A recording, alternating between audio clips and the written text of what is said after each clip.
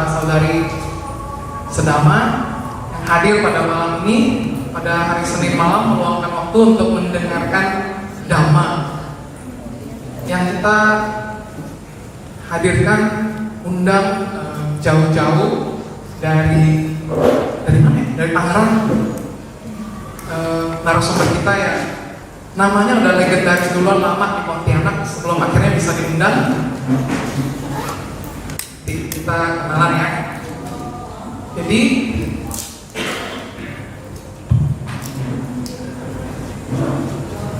ini kebetulan sedikit problem teknis terkait dengan PowerPoint-nya ya.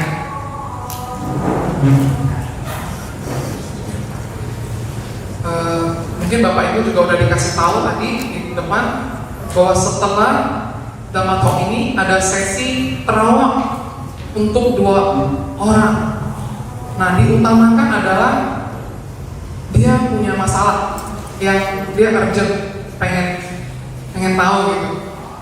Jadi kalau yang hidupnya baik-baik aja, nggak terlalu bermasalah, nah kita nggak perlu terawih lah ya. Penting sekarang, yang penting now. Nah, juga sesi terawih itu nanti tidak privat, tapi di buku ini cerita pembuka yang tidak direncanakan, tapi inilah keahlian saya. Jadi mendadak harus menceritakan ini, nggak apa-apa ya sambil menunggu. Penasaran nggak? Kenapa begini? Lalu ternyata ada beberapa kehidupan lampau yang terlihat sehubungan dengan pertanyaan. Jadi nanti kalau yang beruntung dapat undian di terawih 2 orang, itu tanya langsung ke masalah nanti. Soalnya kalau tanyanya cuma apa ya pastor saya, ya ampun pastor kita tuh banyaknya minta ampun. Kedua yang berjudul Ewa Mesuta, demikianlah yang telah aku dengar. Terbit juga sebuah artikel dalam buku The Secret of Peta 2012 terbitan Dhammananda Wacana Medan.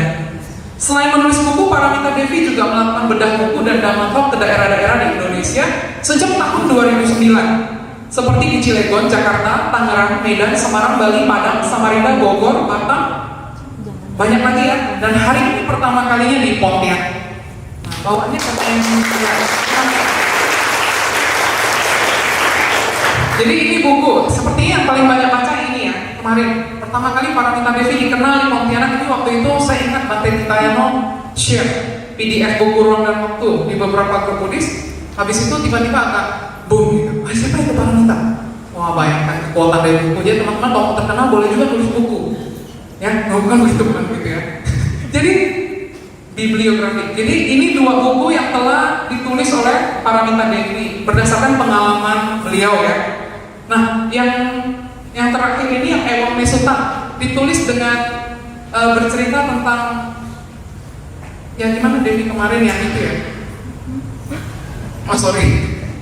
Jadi bercerita tentang ketemu makhluk ini, terus ditelusuri gitu ya, untuk diketahui kenapa bisa seperti ini. Jadi seperti saya lah tadi begini, kenapa bisa begini gitu. Nah, dihias dengan gambar yang agak seperti komik-komik Jepang gitu ya. Jadi lebih nggak serem gitu. Oke, next. Nah, bedah buku perdana Devi itu di Cilegon tahun 2009. Oh, Devi masih muda banget ya, kayaknya masih remaja banget. Memang masih sangat-sangat remaja, 2009, umurnya berapa waktu itu? Oke, next. Nah, ini bedah buku di Universitas Bunda Mulia, Binus, Dhamma Kelas di Universitas Tarumanegara, dan Trisakti. Oke, luar biasa ya. Oh, juga diundang di perusahaan untuk, ini bedah buku juga ya, di PT Indofood dan PT Westindo. Kemudian Dhamma Talk kedua di Wihara Ekayana dan Dhamma Talk ketujuh Wihara Dharma Bakti Jelambar.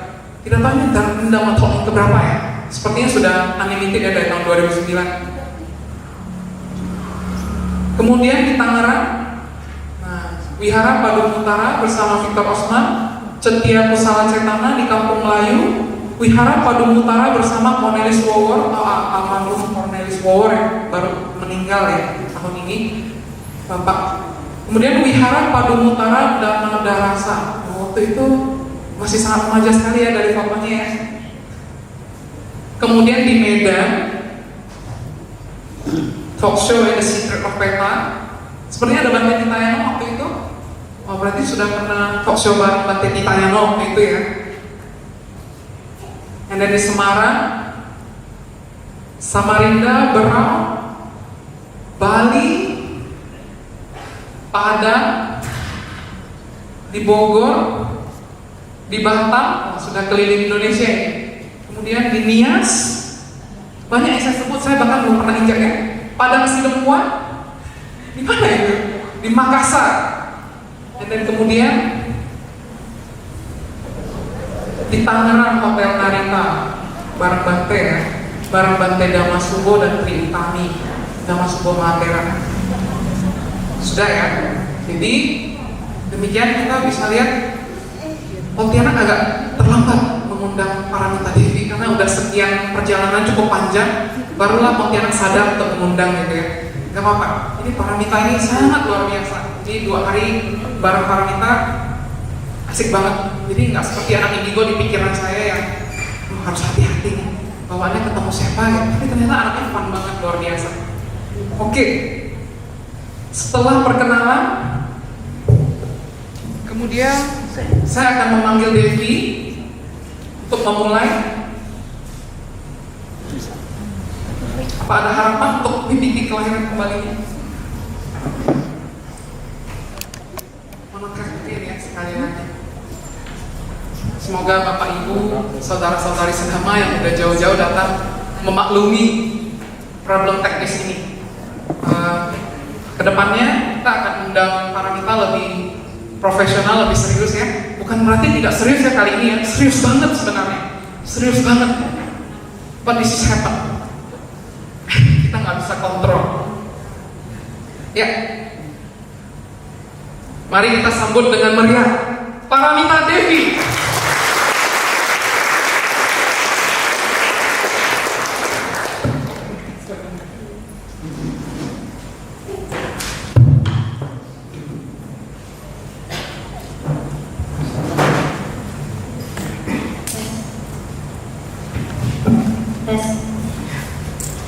Silakan duduk Paramita.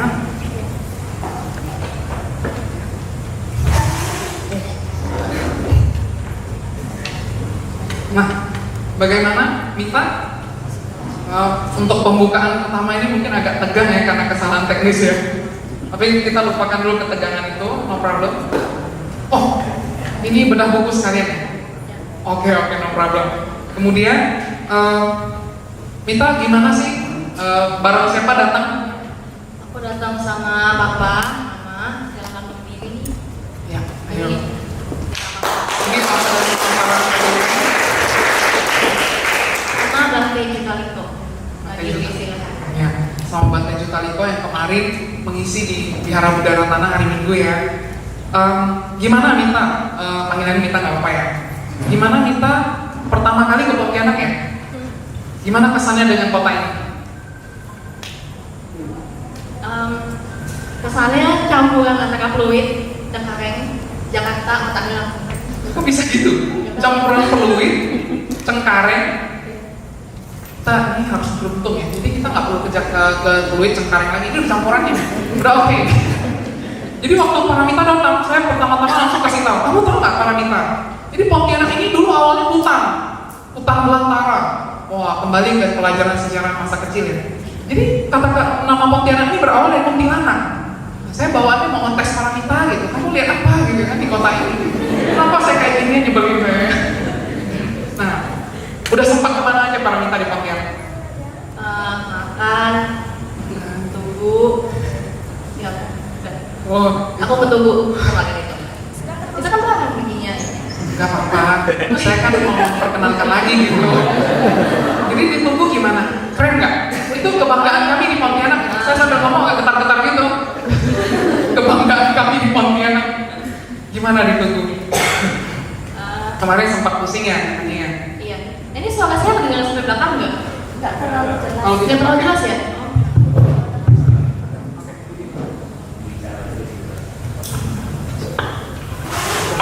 Ya tadi nanya apa? Mata saya cepat amnesia loh. Oh di Kemarin ditunggu, kagak. Yang barusan tadi ditunggu karena sempat pusing. Iya. Itu kenapa? Jadi biasanya kalau aku tuh ke tempat-tempat tertentu yang emang banyak makhluk petanya, biasanya aku pusing gitu. Jadi secara tidak langsung kita mengetahui bahwa Tugu Katulistiwa agak padat dengan banyak makhluk. Ya memang, yang hidup aja dan terlihat aja banyak gitu. Apalagi misalnya yang tidak terlihat gitu ya. Tapi nggak apa-apa, oke. Paramita bincang-bincangnya lumayan nih, teman-teman udah pada lumayan kenal. Yuk kita mulai dengan materi. Aku mulai ya. Ya terus selamat malam semua. Namo Buddhaya. Apa kabar semua? Ya. Ini rumahnya pada dekat di sini atau jauh? Ada yang jauh, ada yang dekat ya? Oke, makasih ya sudah datang ke acara malam hari ini. Maaf tadi ada sedikit kesalahan teknis, PPT-nya tuh nggak bisa dibuka. Dan saya mikir ya udahlah kalau gitu tampilin aja materi yang emang tetap berkaitan sama kelahiran kembali gitu. Nah, sebelumnya aku mau nanya, di sini ada nggak yang sudah baca buku saya yang pertama? Boleh angkat tangan? Ya. 1, 2, 3. Ruang dan waktu tadi ada di PPT. Oke, yang sudah baca buku kedua? Oh, dikit ya. Cuma 1 yang katakan. Oh, 2, 3. Ya, terima kasih. Ngomong-ngomong, sebenarnya buku saya yang pertama sama kedua itu udah ada di udah ada di e-book sih. Bisa dicari aja di Google, itu udah ada e-booknya, buku 1 dan buku kedua. Kalau yang pernah lihat saya pas ngisi Damatok juga, atau mungkin pernah ketemu di jalan atau dimanapun, ada? Tes, ada? Atau sama sekali baru? 1, 2, oh ya boleh. Itu maaf ibu pernah lihat saya sebelumnya? Oh di Samarinda ya, tahun berapa ya? Oke, terima kasih ya Bu. Ada lagi? Ya, oke. Nah, saya mau tanya dulu, bagi yang pertama kali lihat saya, kesannya tuh kayak apa sih? Kesan, first impression of something. Oh, makasih loh. Ada lagi yang lain? Nah, saya bilang, kasih yang mau juga cantik kok. Ada lagi yang mungkin punya persepsi, ih seru nanti bikinan gue dibaca, ada nggak? Oke, kalau nggak ada bagus. Banyak sebenarnya ya. Cuma nggak mau ngomong aja. Oh iya, takut kali ya. Kalau ibu saya sendiri gimana? Buat aku pertama kali. Kesannya ya? Iya. Kesannya waktu lihat Paramita Devi pertama kali belum datang sih sempat ada takut, nggak apa-apa deh. Iya. Sempat ada tegang juga gitu. Mesti pakai. Ini sensitif banget nih. Jadi pertama kali ketemu Paramita Devi, saya sadar sih bahwa oh ini kayaknya orang biasa ya, nggak apa-apa ya, aman-aman aja. Cuma matanya agak sesuatu gitu. Kok pakai ini? Oke. Agak sesuatu. Ya, Kayak gimana tuh? Agak ya itu takutnya dibaca gitu pikirannya. Terima kasih yang sudah jujur sekali ya. Sebenarnya banyak sih yang kayak gitu pada pemikirannya tuh. Aku orangnya bisa baca pikiran, padahal sejujurnya nggak bisa. Aku suka nakut-nakutin orang, padahal sebenarnya enggak juga. Kalau aku nggak ditanya, aku nggak bakal jawab gitu. Kemarin kalau misalnya terus singkatannya di sini ada apa, aku nggak bakal jawab, aku bakal gini aja. Nah, sebenarnya kan anak indigo itu kita bahas satu-satu ya. Oh iya, sebelumnya aku mau bahas tentang buku saya yang pertama ini, buku Ruang dan Waktu. Nah, ini kan terbitan Pasiko Foundation ya. Nah, sebenarnya itu buku saya ini judulnya bukan saya yang kasih.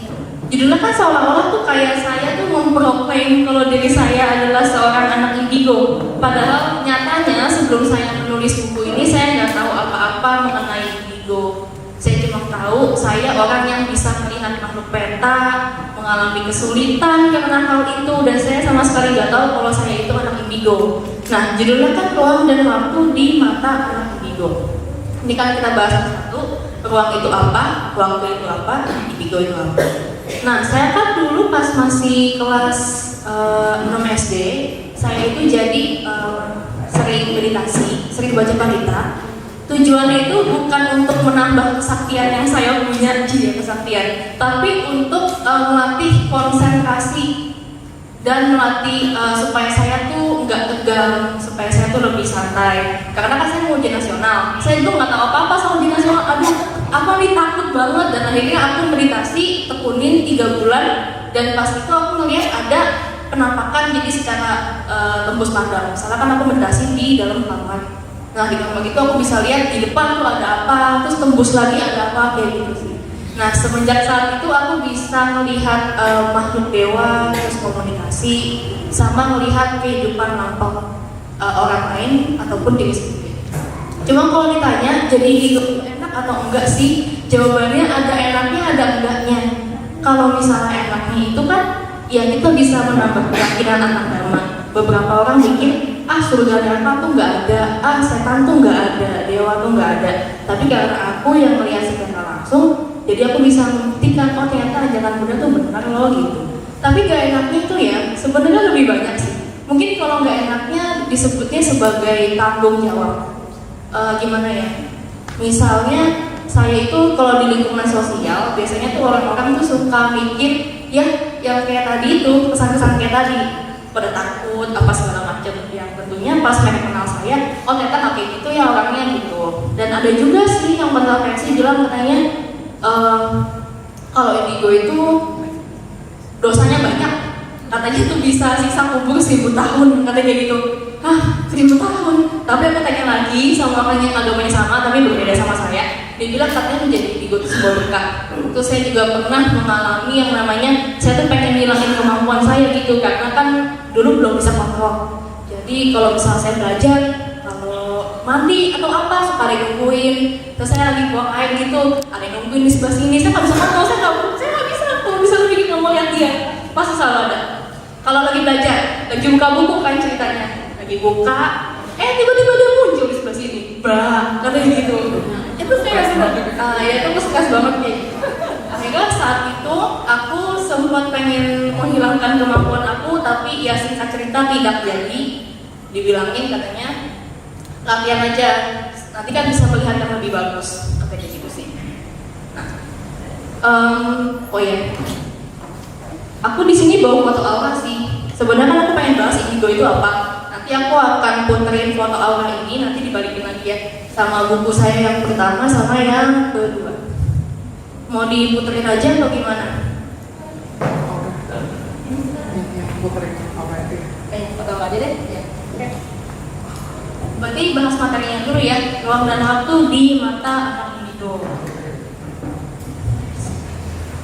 Kita bahas mengenai ruang dulu. Nah, kalau di agama Buddha itu kerennya ada 31 alam kehidupan yang terbagi menjadi 6. Ini kita belajar soal teorinya dulu, baru nanti kita banyak pertanyaannya ya. Ada alam dewa, manusia, asura, hantu penderita, hewan, dan neraka. Nah, kalau alam dewa itu mereka adalah sesosok yang pokoknya tuh serba indah. Bisa kalau yang perempuan itu wajahnya cantik, kulitnya putih, bersinar, glowing, gak usah skincare udah glowing aja gitu, cantik pokoknya. Kalau yang laki-laki, mereka tinggi, kulitnya putih, rambutnya juga indah, dan mereka tuh ganteng, hidungnya tuh mancung, gak ada yang pesek, bener. Kayak bener-bener indah gitu, makhluk-makhluk seperti ini. Dan mereka juga anaknya selalu bahagia. Pas saya tanya sama dewa di sana, ada yang bilang di sana tuh kegiatannya pesta, kumpul-kumpul, segala macam kayak gitu sih. Membuat saya ingin terlahir sebagai alam dewa. Tapi ya sedang. Oke, next. Alam manusia. Nah, alam manusia ini kan tempat kita sekarang. Manusia itu berasal dari kata mano. Mano itu batin, usa itu unggul. Kenapa disebutnya mano dan usa? Karena manusia itu mengalami yang namanya itu 8 kondisi dunia, suka, duka, dipuji, dicela, dan segala problematika, dramanya, kebahagiaannya, pokoknya di alam manusia ini komplit. Jadi mereka disebut sebagai batin yang unggul. Apalagi kalau misalnya mereka itu bisa bermeditasi, melatih diri, nah itu benar-benar yang disebut dengan batin yang unggul.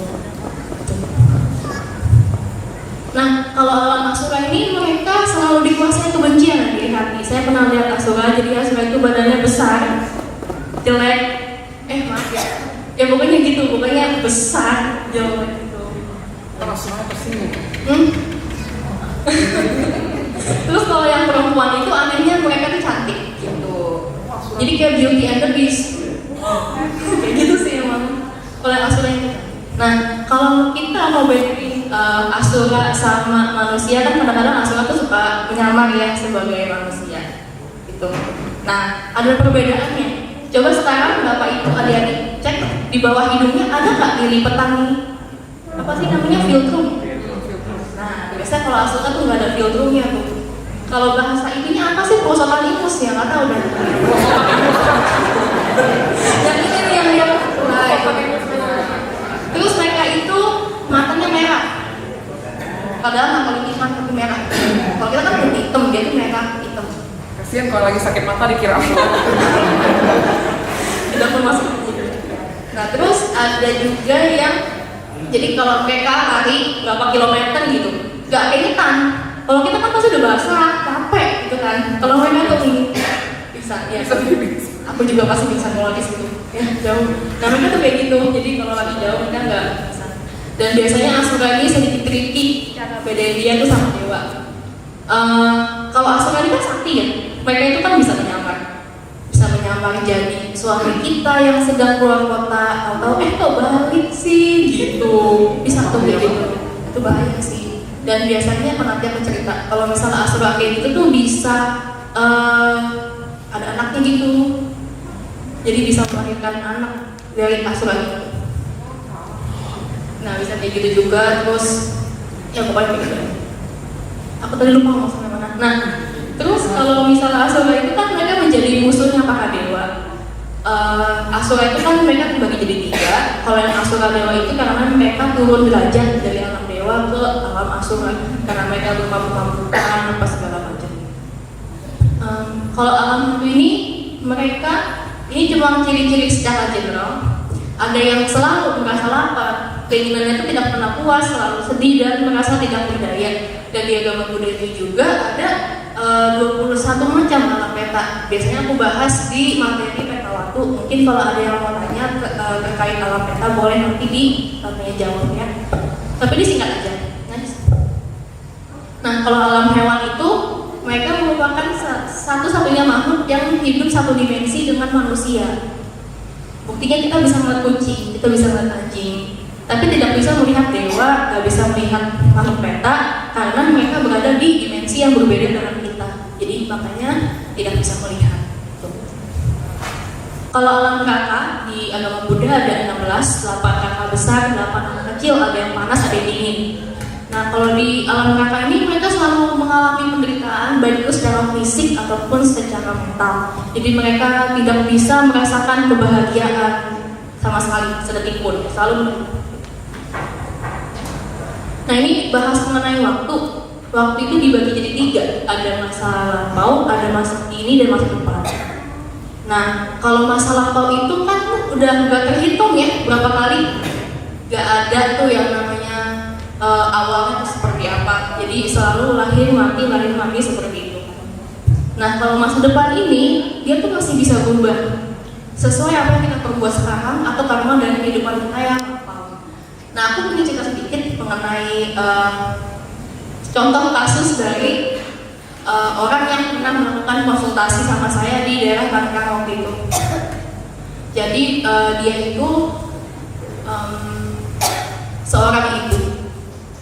Dia punya anaknya kecil, kurus, tidak berdaya, mukanya selalu sedih, kayak makhluk peta gitu, kayak kecil anaknya itu. Gitu. Jadi kalau ibunya itu dia badannya tinggi besar, rambutnya itu keriting, terus tatapannya tuh sangat, mukanya tuh sangat.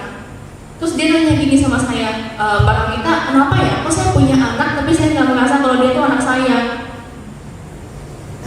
Kayak bukan anak gitu. Maksudnya saya setiap melihat dia tuh selalu merasa benci, kayak pengen mukul, kayak pengen apa segala macam. Terus aku pikir, oh my god, kasihan banget anaknya udah kecil, mamanya gede gitu kan. Terus nggak pengen mukul. Nah kayak gitu. Nah terus akhirnya pas saya lihat ternyata mereka itu di kehidupan lampau pernah terlahir sebagai suami istri. Jadi mamanya itu yang sekarang dulunya istri, terus anaknya dulunya suami.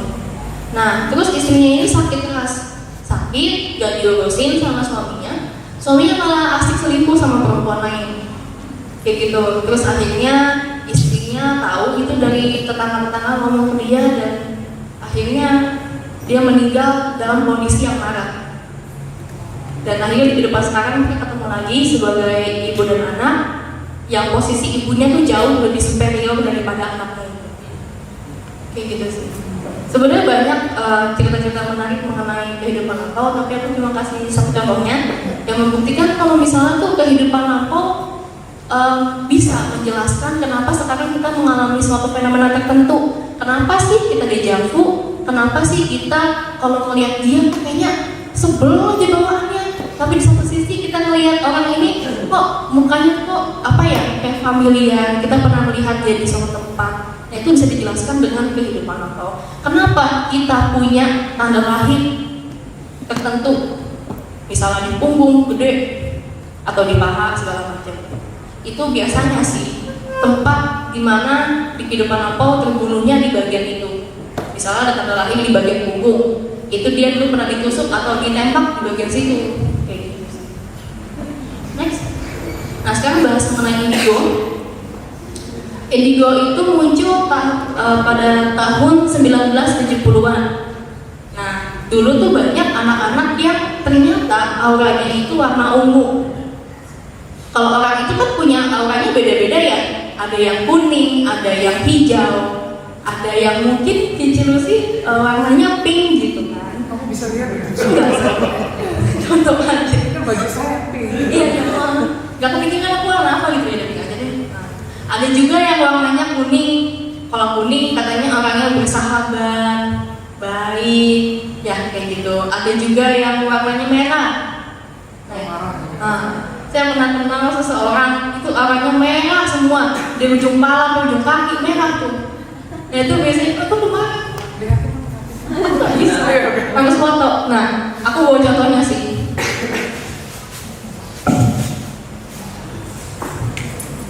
Ini yang pertama, ini foto aura adik saya. Jadi dia itu warnanya oranye kuning, oranye.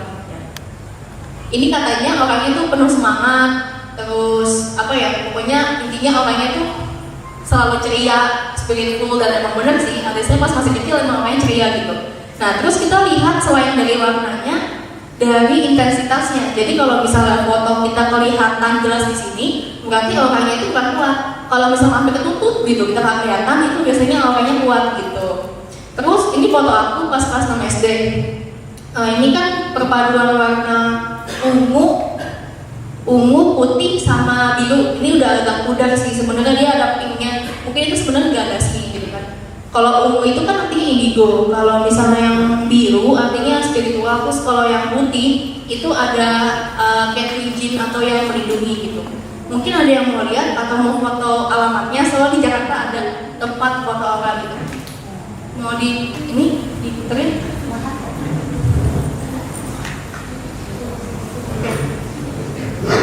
Jadi gitu, kalau ditanya anak indigo tuh yang ungu apanya? Auranya ungu gitu. Next. Nah, ini ciri-ciri anak indigo mungkin bisa di cross check ya. Saya memiliki ciri-ciri seperti ini. Yang pertama, dia punya empati yang tinggi. Misalnya dia melihat satu kejadian yang tidak mengenakan, terus dia bisa sampai mikirnya tuh terlalu dalam. Duh, kok kasihan banget ya, apa segala macam yang cenderung terkadang agak berlebih gitu. Terus kedua, rasa ingin tahu yang besar. Misalnya dia dikasih sebuah peraturan, kok kayak gini sih, kenapa harus kayak gini? Kalau nggak puas, ditanya terus tuh, kenapa gitu. Yang ketiga, pendirian dan keinginan yang kuat. Misalnya dia udah mau A, terus A gitu. Dan biasanya keinginan dia ini ada tujuan sendirinya. Yang keempat, mandiri. Yang kelima itu memiliki tujuan hidup dan pemahaman atas identitas diri yang jelas. Dan yang terakhir itu dia cenderung spiritualitas sejak kecil. Misalnya mungkin dia hobi meditasi atau dia berbicaranya sudah di atas level anak-anak pada umumnya. Itu mungkin dia adalah seorang indigo, mungkin gitu. Tapi sebenarnya kan ini cuma istilahnya sebagai indikasi aja. Misalnya sakit apa, indikasinya seperti ini, panas, batuk, segala macam. ini tuh cuma apa ya, trait secara general, kepribadian secara general gitu. Oke, lanjutkan. Nah, tapi selain ciri-ciri di atas, biasanya si anak indigo yang memang punya kemampuan kreativitas, kecerdasan tinggi, itu bisa disebut sebagai indigo juga. Contohnya tuh si Albert Einstein sama si Ludwig van Beethoven. Nah, kemampuan anak indigo itu banyak, ada banyak macamnya. Secara garis besar ada 3, bisa melihat makhluk penghuni alam lain, bisa berkomunikasi, sama bisa melihat kelahiran lampau dari diri sendiri dan orang lain. Kalau kita bagi-bagi lagi ada 10, tapi sebenarnya masih banyak lagi sih. Yang pertama itu telepati, bisa baca pikiran. Yang kedua, bisa melihat kejadian yang berlangsung di tempat lain. Contohnya dia tinggal di Pontianak, terus orang tua di Jakarta, dia bisa tahu mamanya lagi ngapain, papanya lagi ngapain, itu bisa tahu. Terus yang ketiga, kemampuan memprediksi apa yang terjadi. Nah, ini mungkin kita bilang sebagai indigo yang memang bisa melihat masa depan. Contohnya kayak Mama Lore, tahu kan? Yang udah meninggal itu, dia kan bisa ya melihat masa depan. Nah, itu adalah kemampuan yang ketiga ini, precognition. Yang keempat, kemampuan melihat peristiwa di masa lampau. Yang kelima, mediumship. Nah, mediumship ini berarti dia itu bisa membuat dirinya sebagai wadah supaya roh atau arwah gitu memasuki tubuhnya dia. Tapi sebenarnya kalau di dalam agama Buddha kita tidak sebutnya sebagai roh atau arwah, tapi makhluk peta gitu. Karena di agama Buddha tidak mengenal istilah itu. Yang mengenal istilah itu sebenarnya agama Hindu.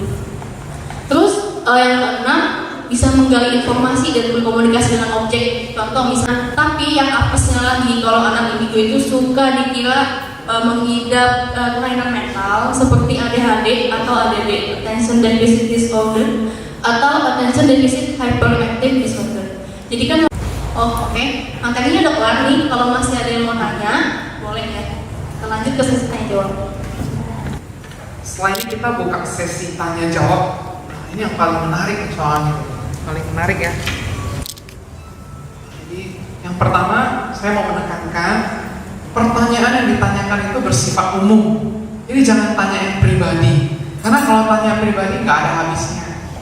Itu nanti deh pas sesi. Dijelaskan tadi, saya tanya alam dewa. Kalau kita belajar kan alam dewa yang rendah itu kan jatuh mahaji, itu 50 tahun umur manusia, 1 hari di sana. Pertanyaan saya 1 hari di sana itu seperti apa? Mungkin parameter yang berkomunikasi dengan dewa bisa mungkin pernah menanyakan itu, karena kalau 1 hari kita kan siang malam gitu ya. Nah, kalau mereka 1 harinya seperti apa gambarannya? Tanyakan hari malam ini cukup singkat. Kalau misalnya Paramita Devi bisa memilih, Paramita Devi lebih memilih terlahir di alam manusia atau alam Brahma. Pertanyaan kedua itu tadi dari Rudi Purwanto Pontianak. Paramita pernah berkomunikasi dengan dewa nggak tentang 1 hari di alam Dewa Cantu Maharajika? Itu kan kalau menurut kita kan 50 tahun alam manusia, 1 hari 1 malam di sana. Sepanjang apa 1 hari di alam Dewa Cantu Maharajika? Sejujurnya sih aku belum pernah tanya terkait itu. Aku nanyanya hal lain. Jadi waktu itu kan aku lagi meditasi, terus di meditasi itu datang tuh seorang bibi, terus dia bilang, kamu mau nggak ngeliat neraka tuh seperti apa? Dikasih gambarannya sama dia. Jadi dulu kan ada teroris yang terkenal itu kan, terus aku dikasih gambaran neraka kayak apa. Terus kamu mau lihat gak surga kayak apa? Terus aku lihat sih sekilas dan gak bisa lama. Kayak bener-bener cuma singkat aja gitu. Pokoknya tuh di surga itu indah sih. Yang aku bingung dia suka ada kabut-kabut putih. Aku juga nggak tahu putih dari mana. Tapi kabut putih itu udah ada di bawah. Terus, yang pokoknya di alam dewa itu indah sih gitu. Cuma aku nggak sempat lihat sampai aku berkunjung ke misalnya ke kota ini, kota itu enggak, cuma melihat sekilasnya aja gitu. Itu yang belum terjawab. Ya, terima kasih Paramita. Kemudian pertanyaan ketiga dari Felis, kalau Paramita bisa memilih mau terlahir di alam manusia atau alam Brahma? Pilihnya sih nggak tertarik lagi kan, pasti semua orang jawab kayak gitu yang agama Buddha lain. Jawabnya pasti nggak sama. Biasanya kan kalau yang terlahir di alam Brahma itu ada yang dia sudah mencapai kesucian, jadi dia tinggal tunggu aja gitu, enak di alam Brahma nanti sudah bebas. Itu sih kalau dipilih alam Brahma atau manusia yang pentingnya tidak terlahir lagi. Luar biasa. Terima kasih Wita. Kalau di alam manusia kan kalau kita lahirnya di keluarga yang enak gitu kan, yang mau apa aja berkecukupan ada, atau kalau misalnya kita terlahir di negara yang aman. Kalau kita terlahir di alam manusia tapi di masa-masa perang atau apa, itu kan sama aja kayak terlahir di neraka. Jadi alam manusia ini sebenarnya yang paling unik. Manusia itu bisa sebagai manusia neraka itu yang keadaan itu sangat kacau balau, bisa banyak situasi perang, kelaparan, segala macam. Manusia juga bisa seperti asura, bisa dia tuh koruptor segala macam. Pokoknya manusia itu komplit, ada 6. Manusia judulnya tapi bisa 6 cabang ya. Luar biasa. Oke, terjawab Felis. Bagaimana? Felis mungkin penasaran, Felis sendiri mau pilih apa manusia apa Brahma gitu ya. Felis mungkin ingin memilih terus ingin tanya Mita gitu. Tapi benar, kalau saya juga ditanya demikian nggak mau terlahir kembali, capek. Oke, sesi kedua, 3 pertanyaan lagi. Siapa yang angkat tangan duluan yang terlihat oleh mata saya ini? Pertanyaan saya, selama ini ya Pak Mita Dewi pernah tidak cari informasi atau dapat informasi? Kebetulan saya Buddhis kan, informasi mengenai Nibbana. Nibbana itu bagaimana sih? Pak, ada satu kondisi sama seperti surga juga gitu. Terima kasih. Faktor apa yang menyebabkan seseorang terlahir sebagai indigo? Saya tanyakan ke Dewi terkait dengan makhluk alam menderita. Apakah Dewi pernah punya kesempatan bertemu makhluk alam menderita yang dimana meminta pelimpahan jasa untuk ini ya, membantu dia, dan sejauh mana efektivitas pelimpahan jasa? Karena setiap ada kesempatan ceramah dari Bante maupun Romo, kita selalu diarahkan untuk pelimpahan jasa kepada leluhur kita maupun seluruh makhluk yang menderita. Nah, jadi saya ingin tanya Dewi, apakah di situ ada efektivitasnya? Terima kasih. Jadi dibilang katanya kalau di Nibbana itu enak katanya. Terus saya bingung, oh enak ya, berarti kayak surga dong. Terus akhirnya aku baca-baca juga, katanya sih kalau Nibbana itu kan tidak terlahirkan, pokoknya yang sebelum tidak itu. Jadi aku pikir untuk apa mempertanyakan Nibbana itu seperti apa? Jadi lebih baik kan jalan menuju ke sananya. Karena kan tidak ada juga bahasa manusia yang bisa mendeskripsikan Nibbana itu seperti apa. Itu sih. Gimana kok? Nanyanya ke sesama yang belum Nibbana ya begitu jawabannya. Oke, terima kasih para Mita untuk jawabannya. Yang kedua, pertanyaan dari Kosta. Faktor apa yang menyebabkan seseorang terlahir sebagai anak indigo? Kalau saya berkaca dengan pengalaman dan kehidupan lampau saya pribadi, jadi di beberapa kehidupan lampau saya memang terlahir sebagai seseorang yang menekuni meditasi. Misalnya jadi bikuni, pernah jadi biku, terus jadi sayalem, dan jadi orang biasa yang memang sering meditasi. Saya juga pernah di kehidupan lampau itu punya kemampuan bisa melihat masa depan, dan itu canggih akurat gitu. Kalau sekarang kan masih ya kadang-kadang ada penglihatan, tapi kadang benar kadang tidak gitu. Jadi kalau dulu lebih sakti lagi gitu. Diasah ya. Tapi yang sakti juga sih, banyak yang lebih sakti juga daripada saya, gimana ya? Berarti diasah gitu ya, diasah lagi ya. Kan masih muda gitu ya. Biar, tapi jangan juga cita-cita jadi Mama Lauren ya. Jangan. Nah sebenarnya aku nggak gimana ya, kan ada juga beberapa indigo yang mereka itu ingin memiliki semua kemampuan. Jadi dia bilang katanya ada tuh di sebuah alam X, disebutlah itu. Jadi kita tuh bisa mendownload semua ilmu yang ada di sana. Tanya satu indigo. Terus tanya yang lain, ya mereka tuh ingin sakti, ingin punya pengikut segala macam. Kalau aku pribadi sejujurnya gak mau mengejar kesaktian itu sih, karena kalau kata quote-nya Spider-Man kan, great powers comes great responsibility. Semakin kita punya kekuatan yang besar, pasti tanggung jawabnya juga akan semakin besar. Jadi lebih baik fokus berbuat baik gitu deh. Betul, luar biasa. Luar biasa. Bagi yang mungkin ingin menabung parami mau jadi anak indigo, mulai rajin meditasi. Tapi sedih banget kalau meditasi gara-gara demi jadi anak indigo ya. Lebih baik tadi ya, fokus demi ibadah. Aku punya cerita tuh kayak gitu. Jadi teman aku memang dia punya keinginan sebagai anak indigo. Jadi dia datang ke saya, dia bilang intinya sih mau sakti apa segala macam. Terus dia datang minta, ya kayak minta nasihat atau apa segala macam ya. Aku tahu sebenarnya dia pengen sakti.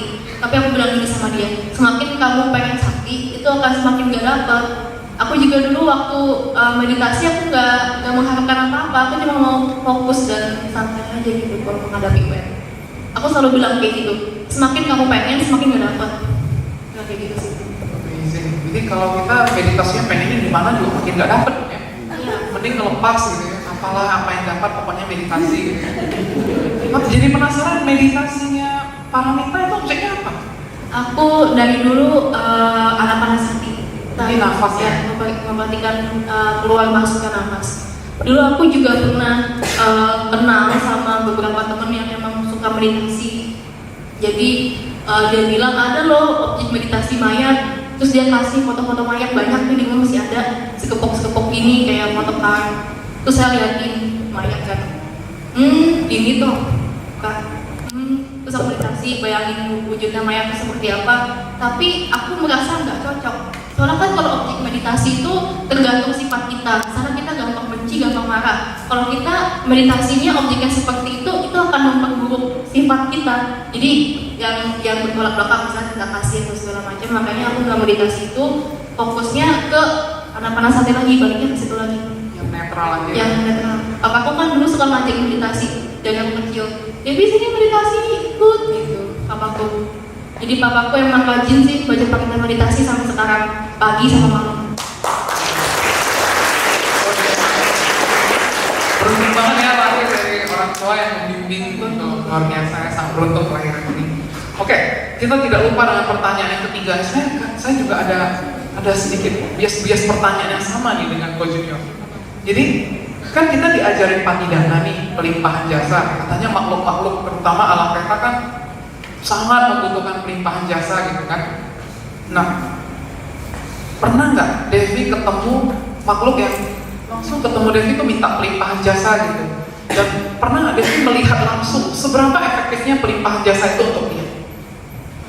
Kalau cerita kayak gitu sih banyak banget ya, hampir tiap hari malah kayak gitu. Jadi mungkin aku akan pilih beberapa cerita yang emang berkesan buat aku. Contoh, dulu mamaku kan punya teman itu punya anaknya masih 16 tahun, cowok. Dia itu meninggal karena ketabrak motor. Jadi dia itu suka nonton balapan motor, dia nonton tapi dia gak ikut gitu kan. Terus dia meninggal karena ketabrak itu, yaudah meninggalkan, tulangnya patah apa segala macam. Nah terus diundang sama orang tuanya untuk bacain doa gitu ya, misalnya seminggu, 49 hari, setahun kayak gitu kan. Diundang tuh pertama kali, saya lihat ada dia. Saya masuk ke ruang tamunya, saya duduk, ada altarnya, ada fotonya, masih pakai baju SMP. Terus aku ngeliat dia lewat gitu, mukanya pucat kayak makhluk peta pada umumnya. Terus udah baca pakai segala macem, ngobrol, tanya, Devi, anak saya ada nggak di sini? Terus aku bilang, iya ada tante, tadi lewat. Oh kayak apa bentuknya? Saya kasih tahu segala macam. Oh gitu ya. Udah, terus akhirnya baca berita yang selanjutnya lagi, aku diundang terus tuh, ditanya progresnya seperti apa. Sampai di yang setahun baca berita kan, terus aku lihat sekeliling rumah dia nggak ada, terus aku bingung, ini dia emang pergi atau memang sudah terakhir. Terus akhirnya aku tanya sama teman-temannya yang ada di rumah itu, si ini kemana gitu kan, sebut namanya. Oh, si bos mah udah lama pergi dari sini. Si bos. Terus aku bilang ke tante, iya. Terus dia itu, aku bilang kan, tante, kata Mang Petanya, aku tuh kayak petikan langsung, si bos udah pergi dari sini. Oh, si bos, dia kan emang biasanya dipanggil si bos. Aku nggak tahu disebutnya kayak gitu. Iya. Dan terakhir kali lihat sih dia penampilannya udah bagus ya sebelum dia pergi itu. Jadi dia udah pakai jas, muka dia udah cerah segala macam. Syukurlah ya. Terus ada lagi yang kedua, di Nias. Waktu yang tsunami, gempa atau tsunami itu? Gempa kayaknya. Gempa ya. Jadi waktu itu aku kan diundang ke sana, terus pas siang-siang aku mau tidur, aku mau istirahat, tapi aku berada di posisinya itu antara tidur dan gak tidur. Jadi kayak setengah sadar. Biasanya tuh orang melihat kehidupan lampaunya, dibisikin sesuatu sama makhluk peta atau apapun di fase itu antara tidur dan tidak tidur. Nah, saat itu aku melihat ada banyak orang tuh yang meninggal karena itu bencana itu. Aku lihat ada banyak kepala berserakan di mana-mana, terus ditutupin abu atau segala macam, rumahnya hancur. Aku bangun tuh, itu jelas banget bayangannya. Pas aku melek, ada makhluknya sama seperti yang aku lihat dalam bayangan setengah tidur itu. Lagi nungguin di samping tempat tidur, ketawa sama aku kayak gitu. Lama banget ya. Ya terus akhirnya aku bilang ke pengurusnya, abis ini kita pelimpahan jasa aja, gitu, pelimpahan jasa. Abis itu aku melihat mereka tuh kayak terangkat gitu loh, kayak terlahir lagi. Setan-setan yang ada di kamar aku itu, kayak gitu sih. Amazing ya. Masih ada cerita yang ketiga? Kalau yang ketiga ya biasanya mereka tuh suka datang bilang doain saya, bilang kayak gitu biasanya, banyak macam-macam. Itu ya. Jadi peta tuh suka datang maunya minta didoain gitu ya. Biasanya sih kalau mau peta datang kita nampakin diri, biasanya mau minta tolong. Gimana caranya supaya bisa bebas dari kelahiran itu gitu ya. Di Pontianak ada makhluk yang seperti itu. Apa yang Selama 2 hari ada makhluk yang datang. Jadi kalau mumpung kamu di Pontianak 2 hari doang, tolong doain saya. Ada yang gitu nggak? Hah? Saya nggak gitu lagi ada. Ini om doain saya jadi peta kan dong. Kasih. Ada nggak? Ketemu.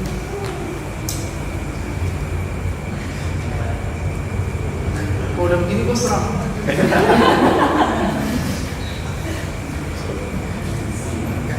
Oke, jangan terlalu berempat di tengah dalam. Oh, barusan itu fenomena apa anak ini? Oh, oke.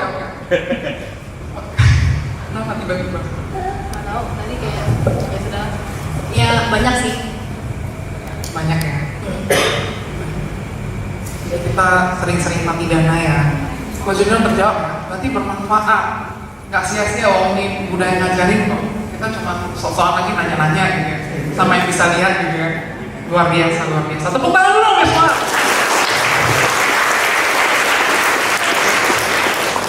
Masih ada waktu.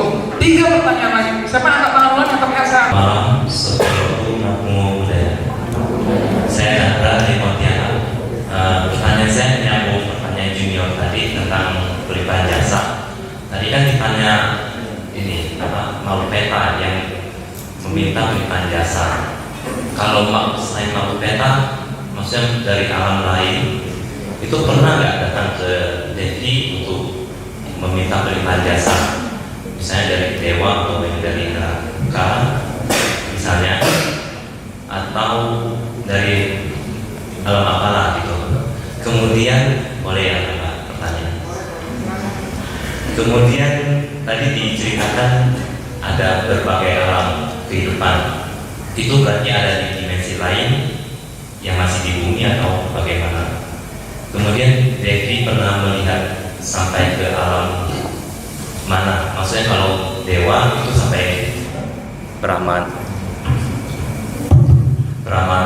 kemudian kalau neraka itu sampai neraka yang mana? Kalau boleh tahu, itu aja. Terima kasih. Maaf, nama saya Dek. Sebenarnya pertanyaan saya hampir sama sih dengan Coach Chandra. Tadi katanya Paramita ada melihat alam neraka ya. Boleh diberikan gambaran singkat apa yang dilihat kita dan di neraka? Itu aja. Kita misalnya kepada orang tua kita,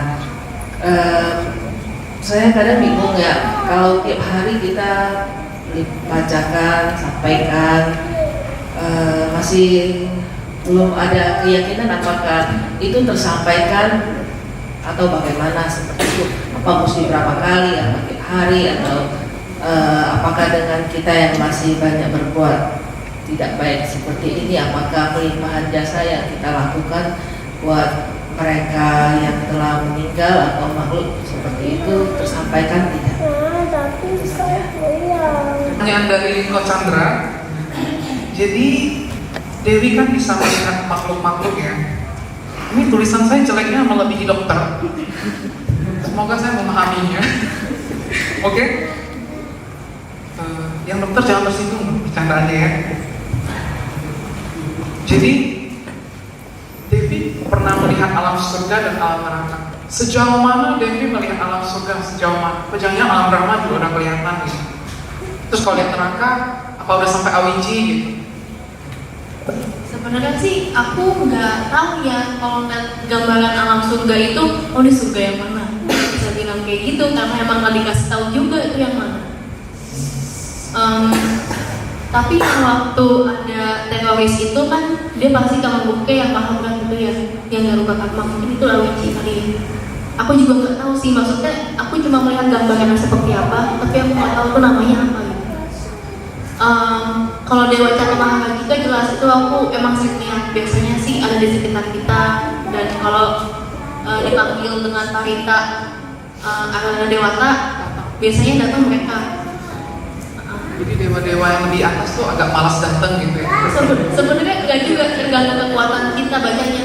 Jadi kalau misalnya kita bacanya ya oke lah, fokus, masih datang dewa-dewa yang sekitar sini.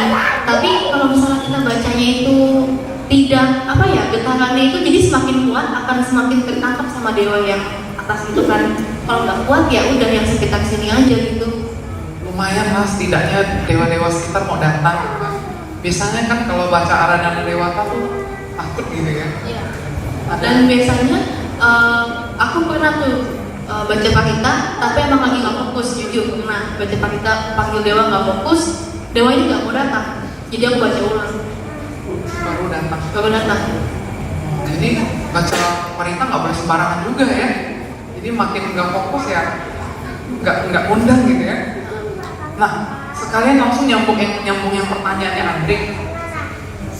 Mita pernah melihat gambaran neraka. Apa yang kita lihat dalam gambaran di neraka? Penampakan seperti apa? Sebenarnya mirip sih sama yang di gambar-gambar itu. Aku lihatnya waktu itu ada orang yang diikat di pohon duri, terus dia tuh kayak dicambukin segala macam.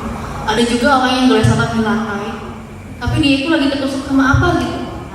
Jadi dia mau membebaskan diri dari itu nggak bisa karena dia ketusuk gitu. Banyak sih, ada anjingnya juga yang aku bingung. Ada anjingnya, tapi anjingnya itu dia giginya itu tajam-tajam. Dan aku nggak mau lihat lama sih, aku kan nggak bisa melihat sesuatu yang sadis kan. Aku kalau nonton film sadis sedikit pasti tutup mata, aku nggak bisa lihat itu, nggak bisa lihat lama. Apalagi lihat neraka itu sadisnya minta ampun ya. Setidaknya kita tahu neraka is real dan tidak ada happy di sana ya. Andre cukup jelas ya, jangan ke sana ya. And then kemudian menyambung pertanyaan Coach Chandra.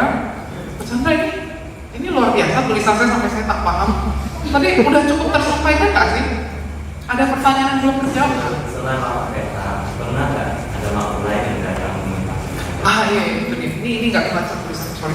Jadi apa cuma peta yang datang meminta pelimpahan jasa? Ada makhluk lain yang datang meminta pelimpahan jasa nggak? Selain peta? Cuma makhluk peta. makhluk petak. Ya, karena kalau di alam kalau makhluk neraka kan mereka tidak bisa diberikan jasa ya, itu nggak bisa. Dan kalau dari mereka naik ke atas, mereka nggak bisa juga tuh. Neraka nggak bisa. Asura yang saya ketemu, mereka malah seolah-olah tuh kayak bahagia gitu. Ini loh gue punya tata segala macam, punya istana kayak gitu sih. Jadi mereka nggak mau diberikan jasa. Dan emang kan ada juga yang bahas di suta apa aku lupa. Jadi tuh yang bisa menerima pelimpahan jasa itu yang makhluk petak. Tapi bukan berarti alam dewa itu tidak bisa menerima pelimpahan jasa. Biasanya kalau dari alam dewa itu suka ngingetin kamu pelimpahan jasa Ki sama almarhum nenek kamu gitu biar dia seneng katanya gitu. Dari alam dewa. Suka ngingetin kayak gitu. Sama almarhum nenek. Nenek aku kan terakhir di alam surga yang cukup tinggi gitu karena dia emang baik sih mah. Dia tuh suka jadi dewa-dewi yang emang suka datang ke rumah kenal juga, terus dia bilang kamu pelimpahan jasa biar dia seneng. Biasa mamaku yang rutin setiap bercerita pelimpahan jasa ke nenek aku itu. Walaupun udah jelas sudah tahu mamanya lahir di alam bahagia, tapi tetap aja diberikan hadiah. Ini anak yang luar biasa. Tepuk tangan kita untuk itu. Pak Chandra terpuaskan pertanyaan? Luar biasa. Oke, pertanyaan dari Chen Yongkian. Nah ini baru aja kita tadi bahas tepuk tangan itu. Nah Chen Yongkian nanya, kita diajarin Patidana nih, tiap hari baca parita, berusaha untuk ada buat kebajikan, limpahin ke orang tua gitu ya. Nah, Chen Yongkian kan indigo nih, jadi aduh ini sampai gak sih paketnya lewat channel nih gitu ya. Oh enggak, ini cuma perumpamaan. Jadi ngirim paket pelimpahan jasanya sampai nggak ke almarhum orang tua gitu. Dan gimana kita bisa dapat konfirmasi sampai atau enggak bahwa yang nerimanya nggak kasih kabar barangnya udah tiba gitu ya. Jadi ya kan, jadi karena nggak indigo jadi nggak tahu gitu. Nah gimana ya bisa tahu? Nah tadi channelnya juga saya menyorot satu kalimat yang mengatakan tadi rendah hati banget kita yang masih banyak melakukan hal-hal yang tidak baik ini, apakah pelimpahan jasa kita efektif gitu? Gimana menurut? Sebenarnya ini banyak yang bisa dijawab sih dari berbagai sudut pandang. Cuma kalau menurut aku nggak peduli itu apakah sampai atau enggak, yang penting kita tetap melakukan pelimpahan jasa karena itu kan merupakan sebuah tanda, sebuah perilaku yang menunjukkan kalau kita tuh berbakti sama orang tua kita. Kan Sang Buddha sendiri bilang kalau misalnya kita mau berbakti sama dia tuh nggak perlu yang namanya nangisan segala macam, yang penting tuh pelimpahan jasa itu sih. Nah sebenarnya mama saya juga kalau nggak ada saya, dia juga nggak tahu maksudnya mamanya terlahir di alam apa, apakah pelimpahan jasanya tersampaikan atau enggak. Tapi yang penting kan kita setiap hari melakukan pelimpahan jasa. Itu satu. Kedua, yang penting tuh pelimpahan jasanya kita harus fokus. Misalnya pas kita lagi nuang air, kita pikirin semoga almarhum mama saya bisa menerima pelimpahan jasa yang saya berikan. Seperti itu sih. Kita harus fokus dan kita memang harus punya perbuatan baik sebelum melimpahkan jasa itu. Terus yang ketiga, kita harus berbahagia saat kita melakukan perbuatan baik. Misal tante kasih makanan ke Bante atau Bidu Sangga bagi pindah mata atau apa, harus menimbulkan perasaan bahagia. Oh saya bahagia, saya berdana gitu. Nah pas pelimpahan jasanya juga pikirannya tuh harus fokus. Semoga ini melimpah kepada almarhum mama saya, semoga dia bisa menerimanya. Seperti itu sih. Jadi ada banyak faktor yang membuat panggilan itu bisa tersampaikan. Terima kasih atas jawaban. Tapi tadi barusan atas jawabannya Pak Anita, saya jadi ada satu penasaran nih. Kadang-kadang kita patidana itu ada pakai tuang air, kadang-kadang enggak. Apa bedanya? Lebih superior tuang air atau? Ya, bagaimana? Apa bedanya? Jadi sebenarnya patidana itu kan bukan berarti kita punya kebajikan terus kita bagi karmanya ke almarhum itu. Tapi kita berbuat kebajikan, kita bahagia, kita sampaikan berita bahagia itu. Misalnya perumpamannya kayak gini sih. Saya belajar di luar negeri terus orang tua saya di Jakarta. Terus saya kasih kabar, "Ma, di sini kehidupan aku baik loh, aku banyak berbuat baik, teman aku banyak."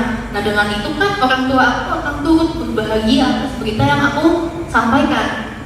Jadi dengan turut berbahagia kan sama dengan mudita ya, bermudita kita. Nah jadi makhluknya itu tuh membuat karma baiknya sendiri.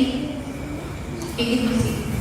Jadi tuang air itu nggak begitu penting atau gimana? Nah jadi kalau itu kan sebenarnya kita menyampaikan pesan. Nah kalau tuang air ini sebenarnya ini bukan cuma sekedar simbolis doang, tapi ada manfaatnya. Tahu nggak sih yang penelitian kalau kita ngomong sama air sesuatu yang baik kita bacain kan kita tuh suka ada yang kayak kristal-kristal kan kalau di. Nah itu kan untuk fisiknya aja penelitiannya udah ada. Apalagi kalau misalnya melalui dharma itu sebenarnya ada manfaatnya. Jadi apa yang kita sampaikan itu membentuk kristal, ada gelombang-gelombang yang baik. Pas kita tuang itu, biasanya kalau aku tuang makhluk-makhluknya itu suka minum dari situ. Teman aku yang mau belajar agama Buddha itu kan bilang, apa sih kita harus tuang air? Emang mereka minum tuh mandi bagaimana? Iya, mereka tuh minum, mandi segala macam yang emang kehausan gitu. Jadi ternyata penting juga ya, kita kadang-kadang ambil air repot-repot sedikit gitu ya, kasih minum gitu ya berarti ya. Jadi saya baru tahu, soalnya saya malas, saya selalu berpikir yang penting di sini aja gitu. Nah ternyata tuang air tuh ada manfaatnya ya, saya baru tahu. Apalagi sama makhluk peta yang ada di sekeliling kita yang kelaparan, yang kehausan tuh mereka tergantung banget sama itu.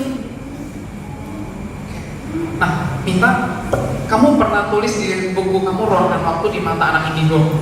Itu saya pernah baca ada tulisannya, kalau kita meludah, kita kan otomatis sebagai manusia tak terhindarkan dari meludah nih. Mau secantik seganteng apapun tetap ada cairan yang harus kita buang gitu kan. Nah, setiap kali kita meludah, yang saya baca katanya ada makhluk yang nunggu ludah kita jatuh gitu ya. Itu pasti. Atau kadang-kadang ada ludah yang di tangga yang orang ini skip aja ludahnya gitu.